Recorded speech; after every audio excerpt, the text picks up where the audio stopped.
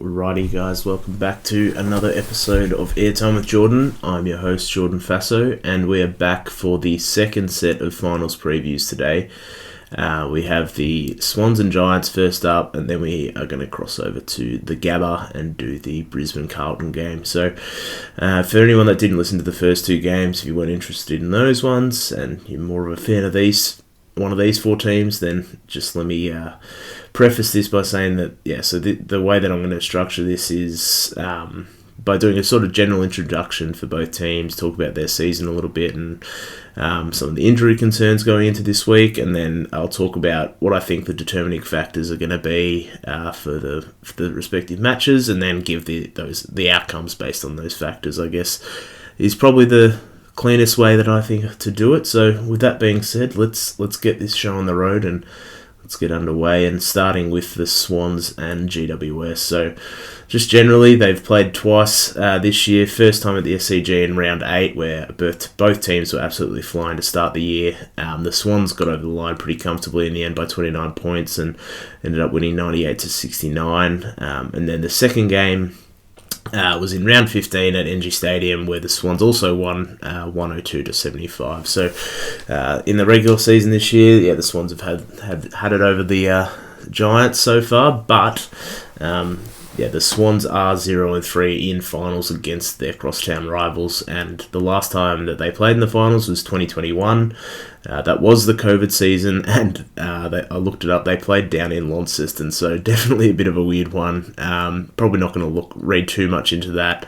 Although it was a final, so I think GWS would probably want a bit of revenge for the season, and the Swans want revenge for the finals. So that's probably where it lies, and adds to the theatre of it all, I guess. But on the Swans side, they've got no real injury concerns other than Sam Wicks being unavailable through suspension.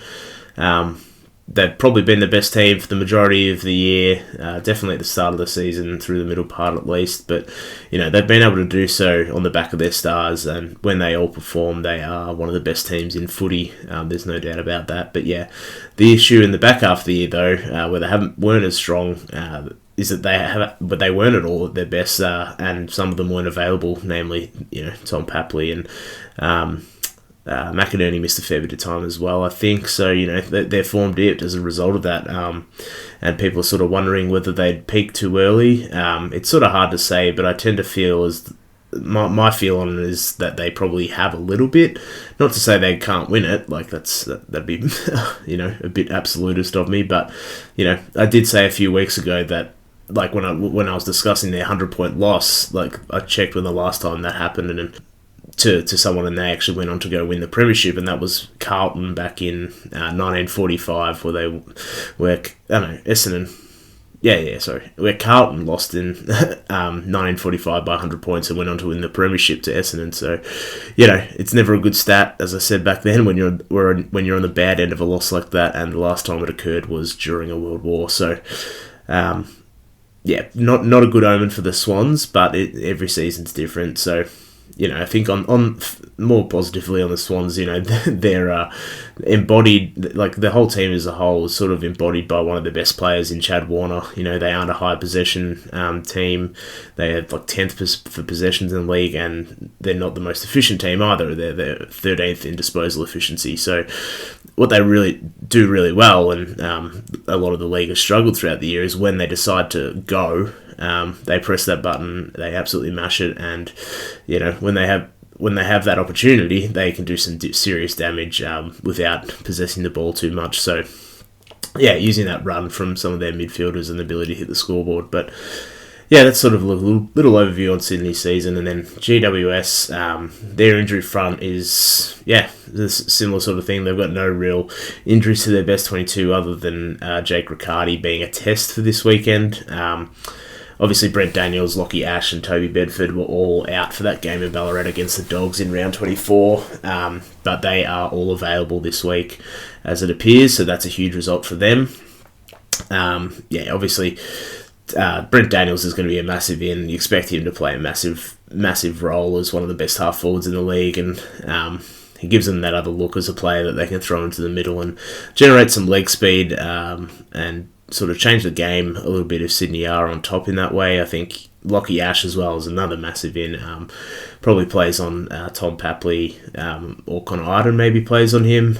But either way, a huge inclusion for GWS. And yeah, this season as well, sort of like they had that really good start as well. People sort of forgot about them for a while and were questioning whether they were good enough. And then definitely came home with strong with some good wins in the latter half of the year against Brisbane, the Hawks.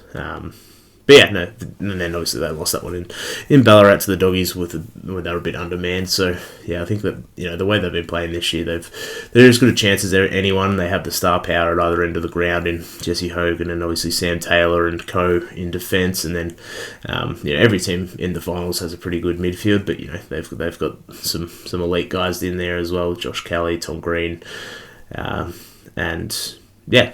Let's get stuck into some of the determining factors, because I think that in this game in particular, it's going to be whose defense is able to propel themselves the most. I had a look through some of the team stats, and both teams, definitely love to rebound from the defensive 50 and launch from there, but they do it in sort of two different ways. Sydney probably more through kicking the ball, and GWS definitely through running the ball. Sydney lead the league in defensive half scoring, which is largely due to Mr. Nick Blakey. You can see it. The eye test shows you that pretty clearly how good he is at kicking, and then using his speed and work rate to get onto the next kick as well. And yeah, in terms of the defensive half scoring, the Giants are 8th versus Sydney being first. So advantage Sydney in that regard. GWS sort of do it in a similar way, where to Sydney, sorry, not in a similar way, but like in terms of like the player that they focus on to try and get them in that transition is Lockie Whitfield, who's I spoke about a few weeks ago as well. He's going to be a huge part of this for both teams, part of the equation. I think Sydney should absolutely be putting some time into him, the same way that maybe GWS think about doing with Blakey. But I discussed Lockie Whitfield a few weeks ago in terms of how much the Giants like to get the ball in his hands when they're kicking the ball. I think that he averages, I think he's one of the highest averages for kicks per game in the comp, and the next person was on their team was like 50th, something like that. Josh Kelly, I think it was. So, they definitely make a concerted effort to try and get Lockie Whitfield the ball, and if the Swans are able to stop him, then that transition game of the Giants definitely slows down a bit, which I think will probably force the game more into Sydney's,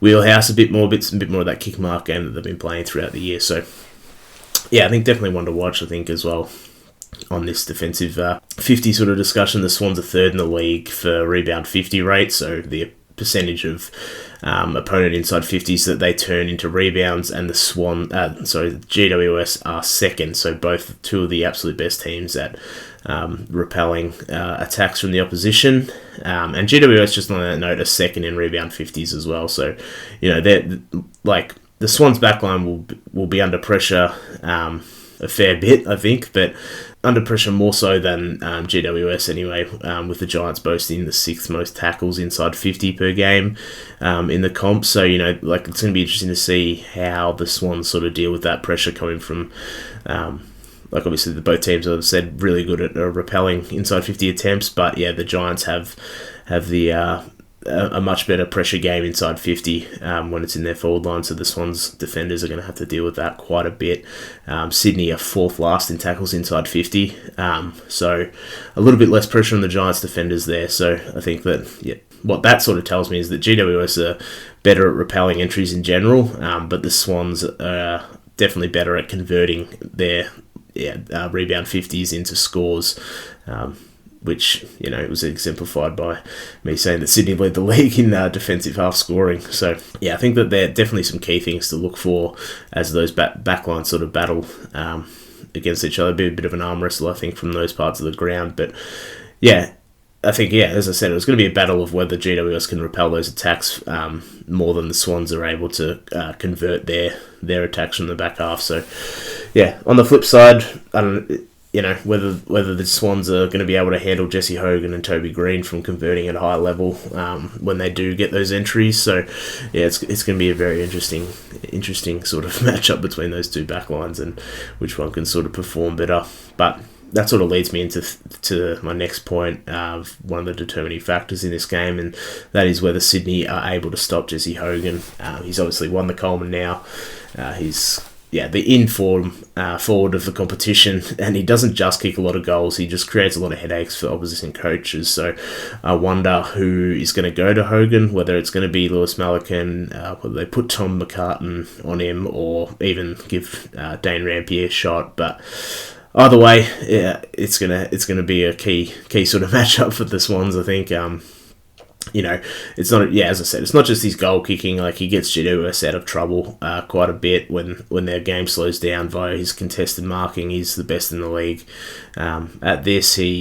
GWS as a team as well are 5th in contested marking, and Jesse Hogan takes 2.4 contested marks a game, which is elite, and he's not actually the best in the league. He's the 2nd best in the league, behind, you guessed it, Sam Day of the Gold Coast Suns. So that was on everyone's bingo card, I'm sure. But you compare that contested marking to Sydney, who are last in the league in contested marks, and they don't have those same key forwards or rucks that are going to clunk contested marks around the ground. So another thing to watch, and obviously Jesse Hogan's prowess in front of goal is his main threat.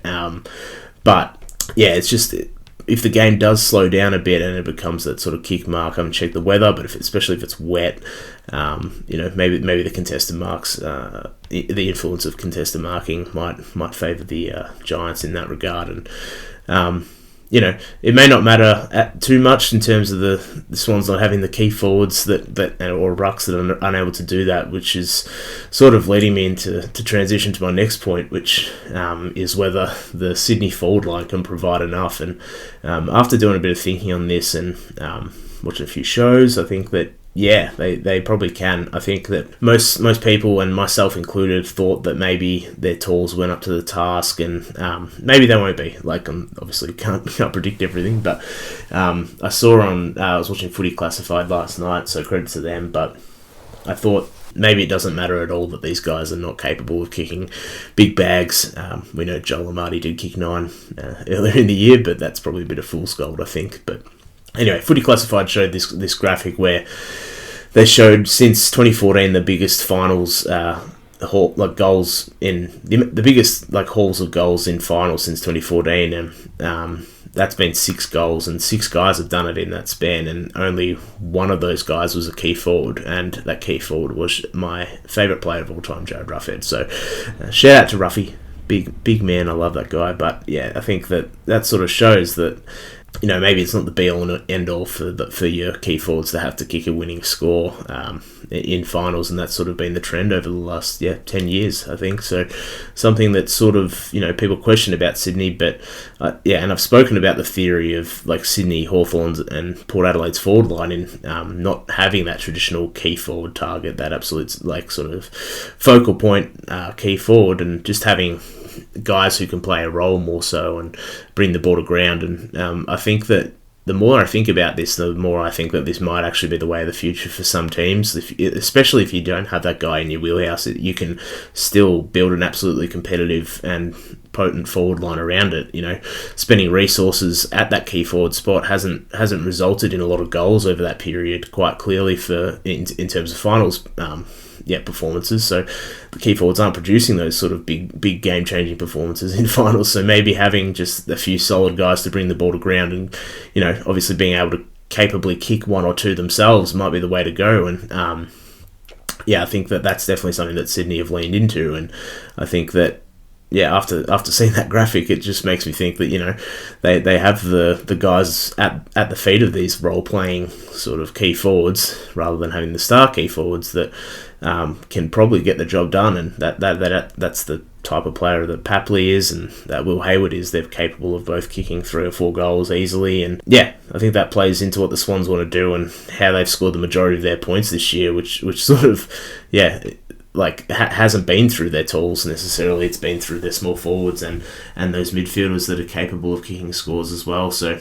I guess that's another point there, is whether GWS are able to stop Sydney's stoppage scoring and scoring from the midfield. We have Sydney are second for stoppage scoring in the league. They're 6th in scores from centre bounce as well. So a big, obviously it's the midfielders that do that, but a big part of that is Brodie Grundy too, who puts Sydney at as the fourth best team in terms of hit-outs to advantage this year. So I think that he's another one to watch, and on top of that potent midfield is like if he gets on top and can play like he was earlier in the season, then Kieran Briggs and his troublesome shoulder might be struggling to compete, and that could be definitely a big sort of a pivotal piece to the puzzle for Sydney at least. And obviously though the combination of Heaney, Warner, Rowbottom and Errol Goulden has been electric all year. They have a great blend of pace, contested ball winning ability, and most of all the ability to hit the scoreboard. So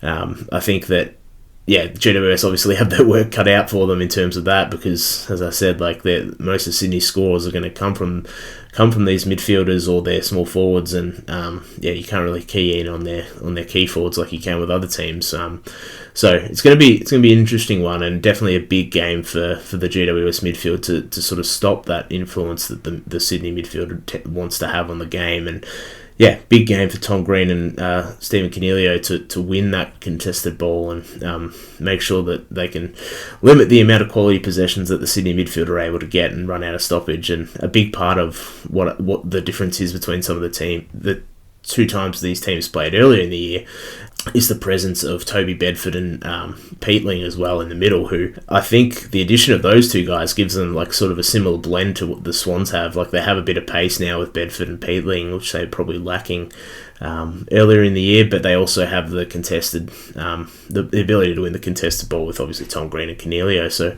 I think that although, they went 0-2 against this Swans outfit during the year, this Giants midfield is slightly different makeup to when they have faced them, and probably better suited to playing on them. And, both Peatling and Bedford give the Giants some more pace, which they need to obviously keep up with Warner in particular. And that leads me to think, no doubt Bedford's going to get a role here. I think most likely on Warner. I don't know if he's quite big enough to go with Heaney, but that remains to be seen. But either way, the role is going to be played on one of those midfielders, and that extra pace around them hopefully can stop some of the attack that those midfielders have given Sydney over the course of the year. But that sort of makes me think, Tom Green is going to have to be at his ball-winning best and perhaps elevate to the levels he reached last year.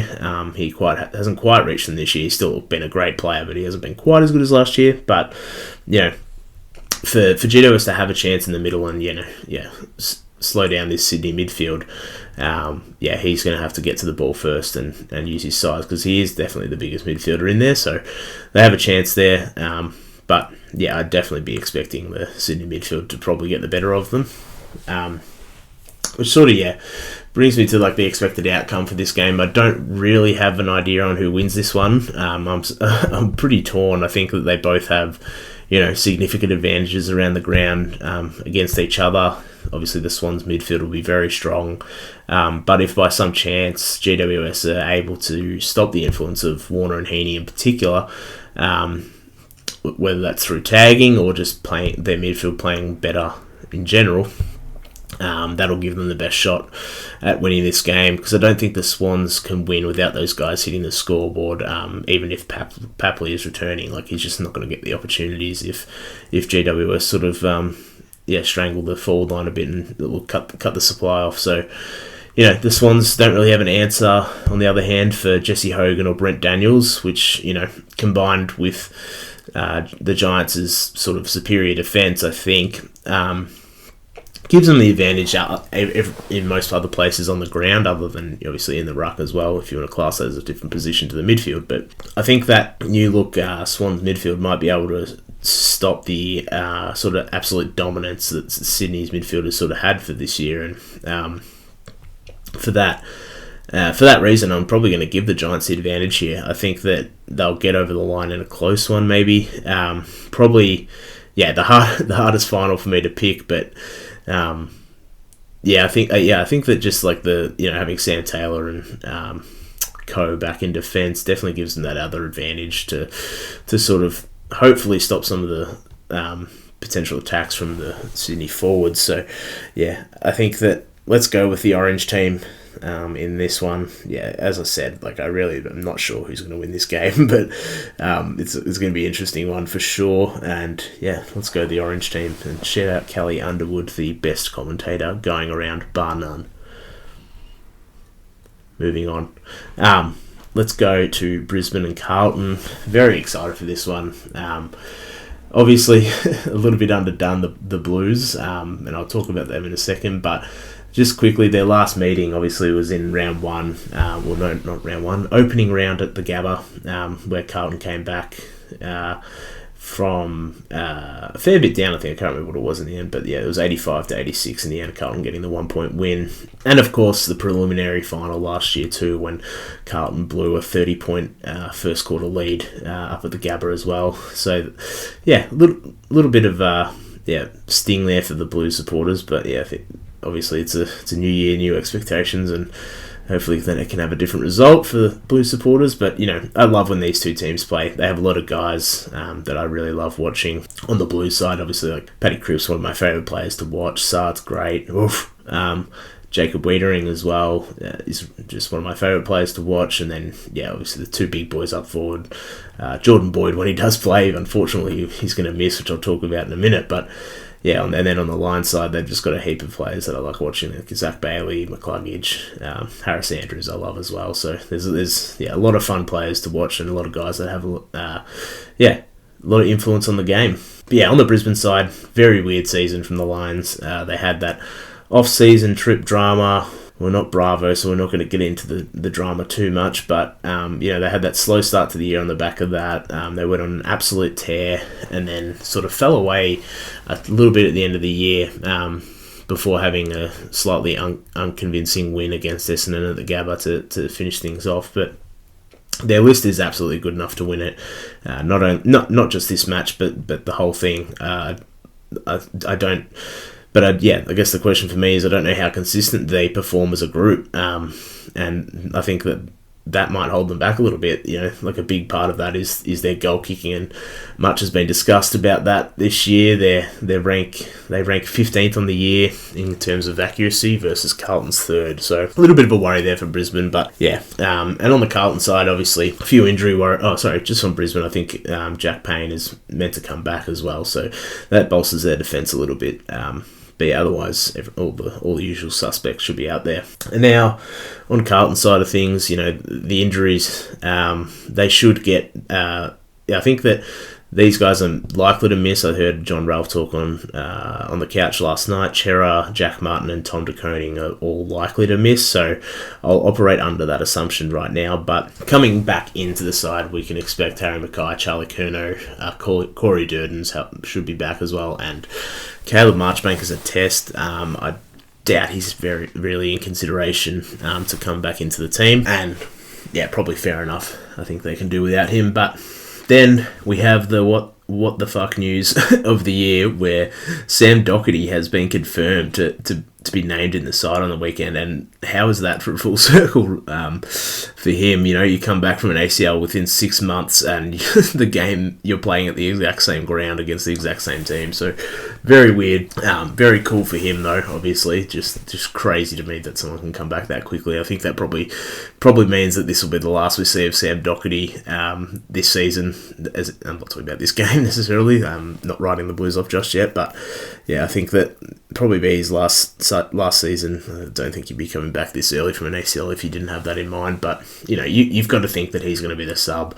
It's definitely a ballsy call by him and Vossi, and I think that they're definitely playing into the emotional side of this, where if all the other guys are slightly injured or whatever, and then you bring in Sam Docherty on as a sub like that, they've got no real choice but to push through whatever niggles they're dealing with. So Great result for Docherty, and very keen to hear the roar when he does come onto the ground for the first time if he doesn't start. But yeah, the week off is an absolute godsend for the Blues, like not only for the guys coming back in, but also for the guys that were sort of banged up a little bit in Walsh and Wiedering. I think that, hopefully Walsh can sort of get back to his best and help the superstar that is Paddy Cripps, especially considering that Chera is doubtful to play. So yeah, definitely hopeful that the Blues are somewhat...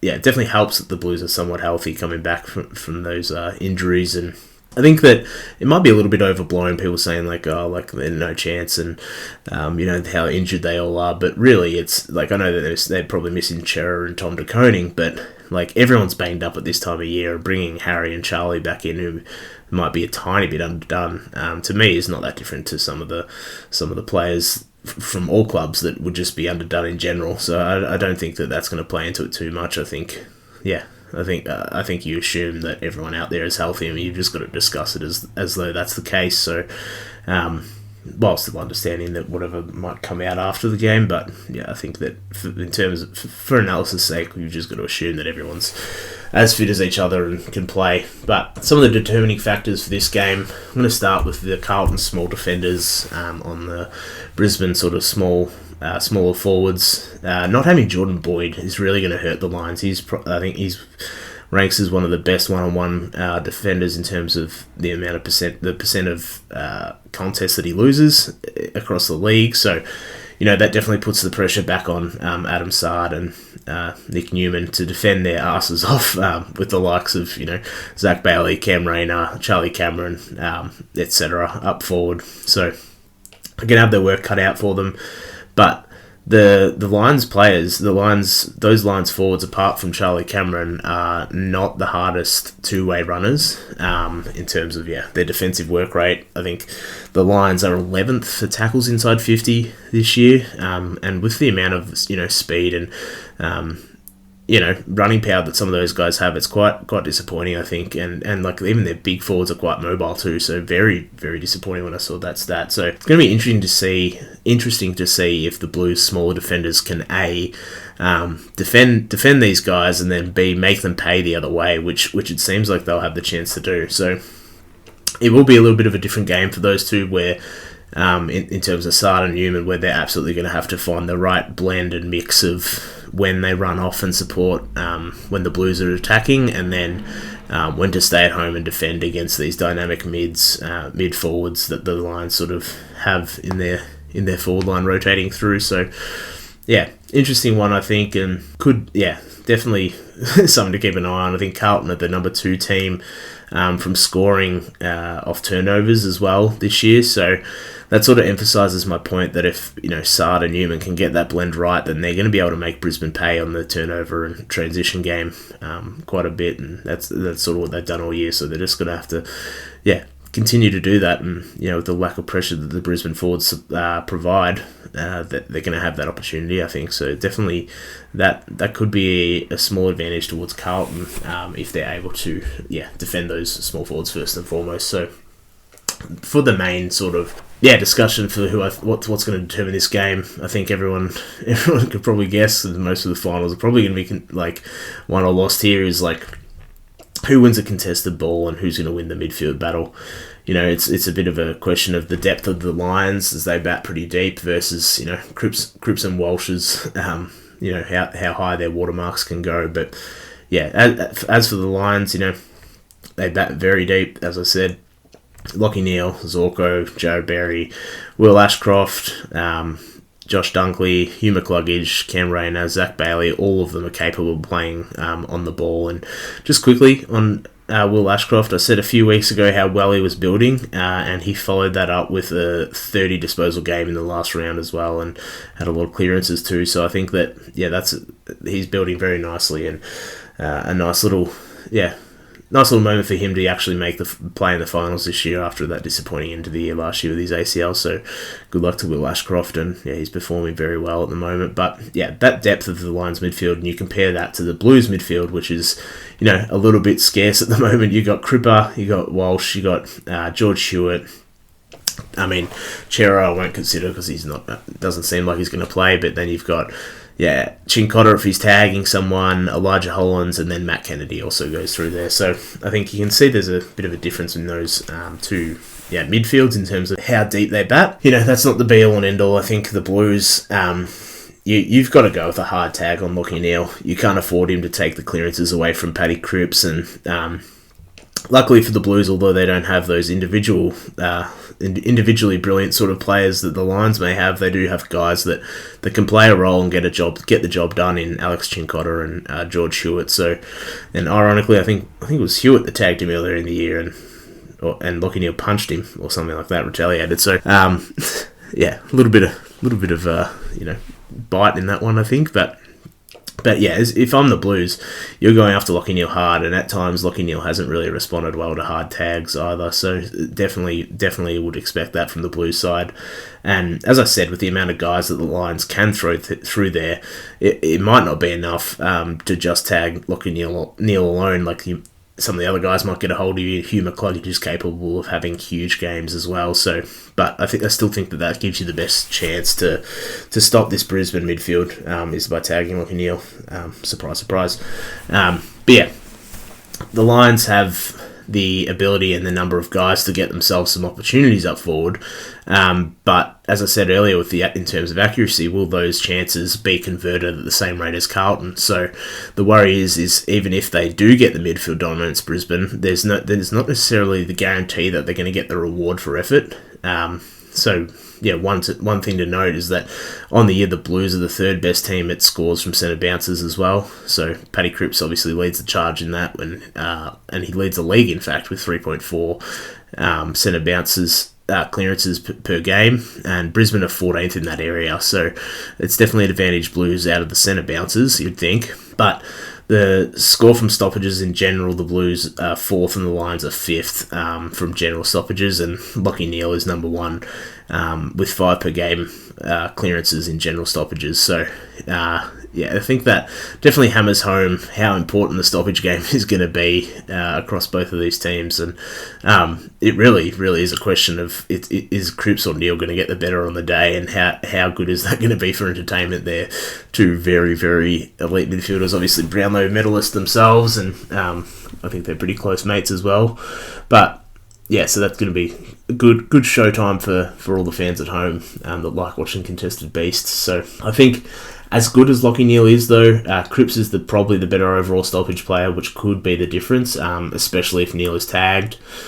Cripps is a bit harder to do that with, but I guess the Lions do have the luxury of having Josh Dunkley, who's one of those bigger midfielders. And definitely an option they probably consider, but it's obviously a harder proposition to tag Paddy Cripps out of the game, even if you have someone as big and as good as Josh Dunkley is. So I think that the Lions midfield is probably more dynamic overall, but it's similar to the Port Adelaide and Geelong argument I made yesterday.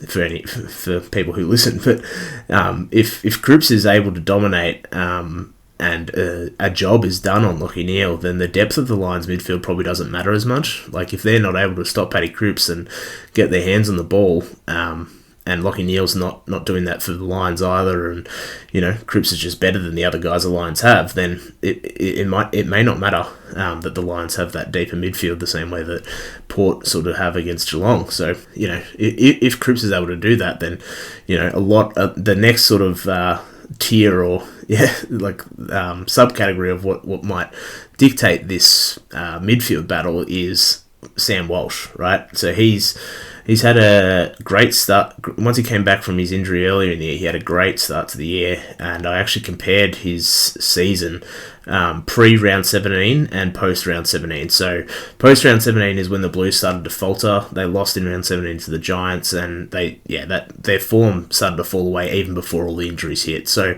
and that really coincided with Sam Walsh's drop in form as well, and I noticed that. And pre-round 17, his statistical profile compared to Adam Treloar and Andrew Brayshaw, and then afterwards his statistical profile compared to Jack Steele and Tim Kelly. So, no shade to Jack Steele and Tim Kelly, they've had solid seasons as well, but if you're Carlton, you're really hoping that this week off has helped him and he can get back to that pre-round 17 Sam Walsh, and that means that Cripps can then utilise that, and if he's winning those centre bounces and stoppages around the ground, then it gives Carlton a roadmap out of the stoppages, other than Cripps just having to do everything, So you get Sam Walsh on the outside in that scenario, and he's playing more like an Adam Treloar and Andrew Brayshaw, rather than the Jack Steele and Tim Kelly, where he's struggling a bit clearly. So, even if the Blues win the stoppages, they do still have one massive obstacle in front of them,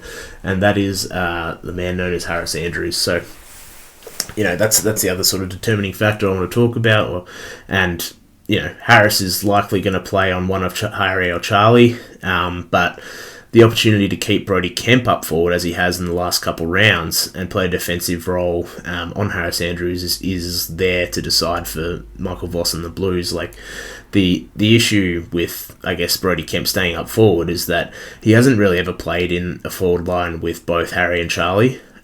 So that might detract from the general functionality of the Blues forward line more than it helps take Harris out of the game. It might just confuse things for them up forward a bit more in terms of running patterns and things like that. And if they're trying to just work the matchup and try and get the Harris to switch onto Kemp all the time, then maybe you're just playing into the Lions' hands too much. But Now that I'm thinking about it a bit more, I think you probably just put Kemp back in the back line. Lewis Young isn't all that reliable anyway, and Eric Hipwood and Danaher aren't exactly those physical threats who are just going to bully Kemp at every opportunity. So I think keeping their forward line as normal as possible is probably the better idea with Harry and Charlie coming back in. So you probably move Kemp back, I think, again, but keep that up your sleeve in case you need to shift him forward if things are going pear-shaped a little bit. But anyway, getting back to the Harris Andrews thing, I think that you still have to have a tagging role, and maybe Matt Kennedy is the option there. He's played defensive roles before. He plays a bit bigger than he is at times. We've seen him in the ruck over the course of the last couple of years, and I think that's probably maybe that's the better option. We saw Collingwood a couple of weeks ago go with Will Hoskin-Elliott, who took Harris Andrews out of the game to great effect. But regardless of who it is, you'd be silly not to tag him if you're the Blues and prevent him from getting to the contest where he can, impact and take away marks and goal and therefore goals from Harry and Charlie. So I think that being said, if the Lions get it their way on the other side and he is able to freely intercept it, could just be game over for the Blues. Harris Andrews is the number one intercept marker in the league at 3.9 a game, which sort of emphasises the midfield battle even more, because if he's able to intercept at his usual rate and the Blues are losing the midfield battle, then they're just not going to score enough, are they? And the Lions will, permitting their goal kicking, will probably kick enough at the other end to outweigh the Blues score in the end. So it's a very interesting game. As for the expected outcome, the blueprint is there for the Blues. Stop Harris and win the midfield battle, and keep Sard and Newman attacking, and you've got a really good chance, I think. And then for the Lions, the blueprint is there for them too. You win the midfield battle and then just trust your forwards and the amount of talent they have, and you kick accurately. They've got an absolute chance to win it too. So it really sort of, to me, depends on who you trust more. And for me, I actually think the Blues I trust more to get those things done. I think that the injury, as I said earlier, I think the injury concerns are a little bit overblown, as they have actually gotten some general rest into the guys that are coming back over the last few weeks. I know that they've had injuries, but if they're out there, I'm assuming they're ready to play. Everyone's slightly injured at this time of the year, so those concerns aren't that great for me. So, I think the Lions probably should win on paper based on form and talent, but, between Joe Danaher, Eric Hipwood, Cam Rayner, Zach Bailey, they just have a lot of guys that are just questionable in terms of their performances and their consistency, I guess. So for that reason, I think I am going to go for the Blues, and a part of that is we've seen if it is a close game late, then how many times over the last few years have we seen Paddy Cripps just will his team on numerous occasions and over the line, and I think it comes down to me trusting him to get the job done and then trusting the big boys up forward to do the same, albeit they are coming off injuries. But I just don't trust Brisbane will execute when it matters, I think. And it could look very silly, me making this prediction, and those injury concerns are very real, and the Blues are completely underdone, and and then on the flip side, the Lions just show up, their midfield dominates, Cripps and Walsh can't get going, the Lions forwards exploit the Blues attacking defenders, and Harris Andrews is the one-man defense we know he can be, and my prediction falls on its ass, but I'm willing to bet that this goes the Blues' way. I think that they're I know Blues fans may not agree, but I just feel like I trust the makeup of their team more than the Lions. And the other thing that plays into the Blues' hand in this scenario is that no one's really expecting them to win. I think everyone sort of discounted them based on those injuries and things, but it feels as though, and obviously their form before that, but I think there's reasons for that form drop as well, which I've discussed a little bit in terms of Sam Walsh specifically. But yeah, it feels as though everyone's given up on the Blues, and they're only missing Tom de Koning and Chera, who would be difference makers apart from, and Jordan Boyd, sorry. But I think that, the Lions are still missing players as well. Kitty Coleman missed the whole year, Lincoln McCarthy, etc. So, both teams probably don't have their absolute best 22s out there, but, missing Tom de Koning and Chera are the only two and Boyd. But, Tom de Koning missing is obviously not ideal, but, Mark Pittenez and Oscar McInerney are just going to go battle it out in the midfield, and Chera hasn't been that great anyway for the year. So, yeah, I feel like the injury concerns, overblown, and the pressure is sort of on the Lions because of that, I think. And, the narrative is that the Blues have no chance and that, the Lions are the better team, etc. But I think that, that pressure doesn't really bode well for the Lions. And, if they start to miss a few shots early, and as they have all year, and they're already expected to win, that the pressure I feel like might just get to the Lions in this scenario, and I think that combined with the fact that the Blues aren't even that injured compared to other teams, despite what you may think, it just doesn't bode well for them. And I think that as a Lions supporter, it's not a place I would want to be, being the hunted and being a inconsistent team at times. So I think that, for that reason, let's go with the Baggers, and hopefully they can make a little run, and sort of end this disappointing season in a good way. And I don't expect them to win the grand final, but I think that they can get over the Lions this week at the Gabba. Anyway, that's the finals previews done for week 1, and hopefully it's been pretty comprehensive for everyone, and I've loved doing it, and hopefully I can go 4 from 4 in terms of my tips. And if I go one from 4 and that one is Hawthorn, then I'll be just as happy as if I went 4 from 4. So, good luck to all the finals teams, and have a great weekend to all the fans out there, because it's about to start. All right, catch ya.